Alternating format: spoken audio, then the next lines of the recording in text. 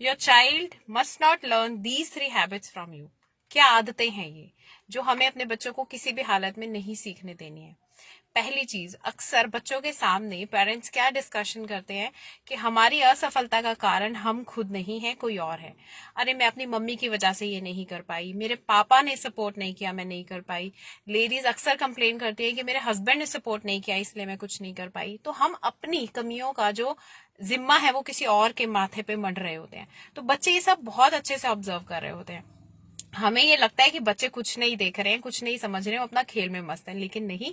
बच्चे जो हैं दोनों तरफ ध्यान रख पाते हैं, ये उनका अच्छा वाला टैलेंट है।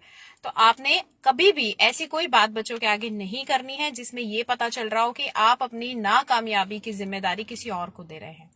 दूसरी चीज, कौन सी दूसरी आदत है जो नहीं आपके बच्चों में जानी चाहिए, वो ये कि चीप गॉसिप नहीं करनी है। जैसे आपने कोई सेलिब्रेशन रखा, बहुत सारे गिफ्ट्स आपके यहाँ पे आते होंगे, तो जब आप गिफ्ट्स को खोल रहे होते हैं तो आप कैसे वहां पे कमेंट्स कर रहे होते हैं, अरे ये क्या दे दिया, तो बेकार है। नहीं, आपको सिर्फ और सिर्फ थैंक्स की फीलिंग वहां रखनी है। और अगर इवन कोई घर का मेंबर बोले कि ये क्या है, अरे ऐसे कैसे, दिया तो सही। और गिफ्ट तो गिफ्ट होता है, चाहे कोई एक तिनका उठाकर दे दे, हमें उसको वैसे ही स्वीकारना है।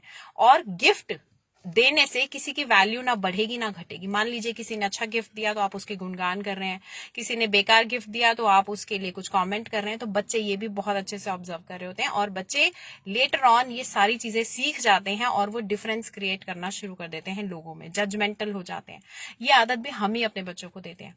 तीसरी चीज, हम अपने बच्चों को भाषण से सब कुछ सिखाना चाहते हैं, लेकिन एक चीज हमें याद रखनी होगी कि बच्चे कभी भी भाषण से नहीं सीखते। बच्चों को जो आप कहेंगे करने को नहीं करेंगे, लेकिन जो आप कर रहे होंगे बच्चे वो करेंगे। तो तीसरी ये आदत नहीं जानी चाहिए बच्चों में कि आप कहते कुछ हैं और करते कुछ हैं। बच्चे अच्छे से भांप लेंगे कि मम्मी पापा को कहना जो है वो अलग होता है और करना कुछ और होता है। तो जो आप कर रहे हैं वो सीखेंगे, अच्छा कितना भी बोलिए।